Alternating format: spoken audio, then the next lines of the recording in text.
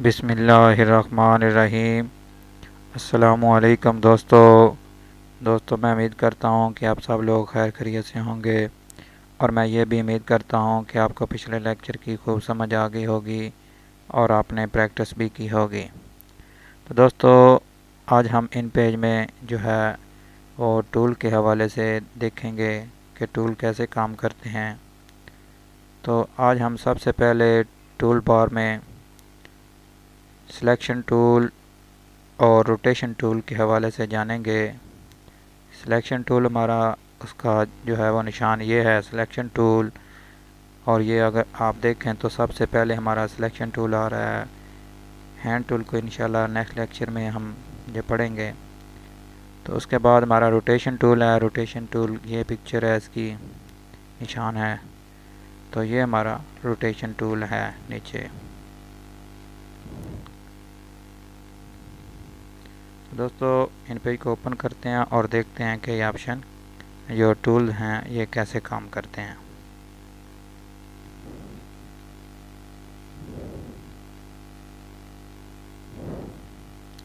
दोस्तों, हमारा इन page open है। इसको हम जो है एक फाइल ले लेते हैं। दूसरा, अगर आप देखें तो दोस्तों यहाँ पे ये अगर यहाँ पे सिलेक्ट करते हैं तो ये सिलेक्ट नहीं हो रहे।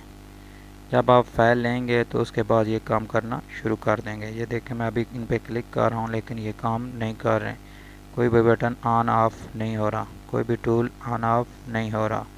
तो अभी मैं यहाँ पे एक नई फाइल ले लेता हूँ प्रैक्टिकल के लिए। तो उसके बाद हम जो है वो इन पे वर्किंग करेंगे। तो दोस्तों, जो सिलेक्शन टूल की शॉर्टकट की है वो कंट्रोल प्लस आप 1 प्रेस करेंगे तो ये सिलेक्शन टूल ऑन हो जाएगा। अब मैं यहाँ पे क्लिक कर रहा हूँ तो देखें मैं यहाँ से कंट्रोल प्लस 1 प्रेस कर रहा हूँ।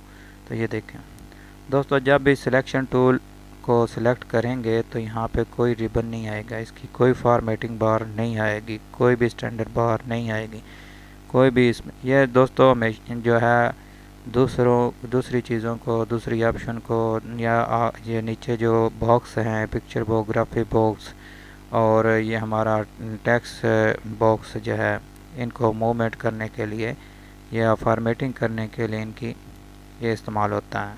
अगर आप देखें तो बजाते खुद ये टूल इसकी कोई ऑप्शन नहीं थी।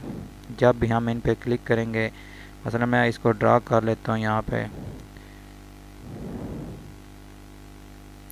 तो ये देखें दोस्तों, ये जब भी आप नोड्स ये देख रहे हैं आप, तो इसका मतलब है कि ये सिलेक्ट हुआ है।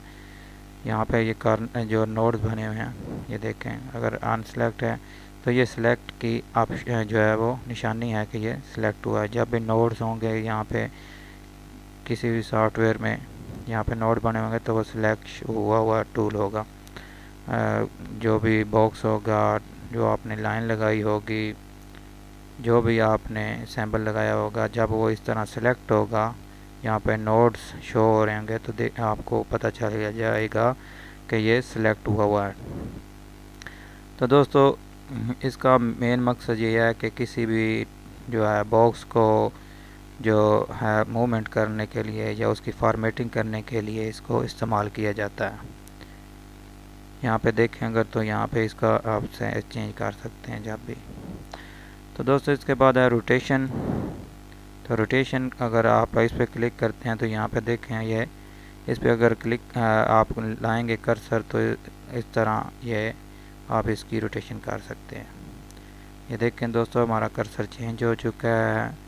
ये बिल्कुल जैसे हम निशाना लगाने के लिए वो बन जाता है एक जूम।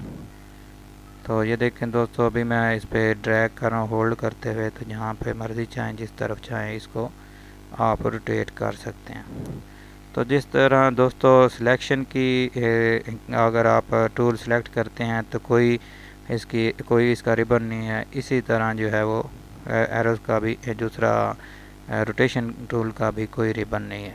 लेकिन यहाँ पे भी ऑप्शन मौजूद हैं जो, क्योंकि ये टूल हमारा दूसरा जो पिक्चर बॉक्स है ये सिलेक्ट है, इसलिए यहाँ पे वो ऑप्शन दे रहा है। अगर मैं इसको अनसेलेक्ट करता हूँ तो उसके बाद अगर आप रोटेशन टूल पे क्लिक करते हैं तो ये देखें दोस्तों, यहाँ पे अगर देखें तो ये सिलेक्शन है, उसके बाद ये रोटेशन है। रोटेशन अभी मैं क्लिक किया तो यहाँ पे कोई जो है रिबन नहीं आया। तो दोस्तों यहाँ पे अगर आप कीबोर्ड से कंट्रोल 3 प्रेस करेंगे तो ये रोटेशन टूल ऑन हो जाएगा। तो दोस्तों नेक्स्ट लेक्चर में मिलते हैं। आज के लिए इतना ही काफ़ी है। इंशाल्लाह नेक्स्ट लेक्चर में मज़ीद जो है वो टूल के हवाले से बात करेंगे। एक एक टूल को सिलेक्ट करते जाएंगे और उसकी मुकम्मल जो है इंफॉर्मेशन इंशाल्लाह डिस्कस करेंगे। तो मिलते हैं नेक्स्ट लेक्चर में, तब तक के लिए अल्लाह हाफिज़।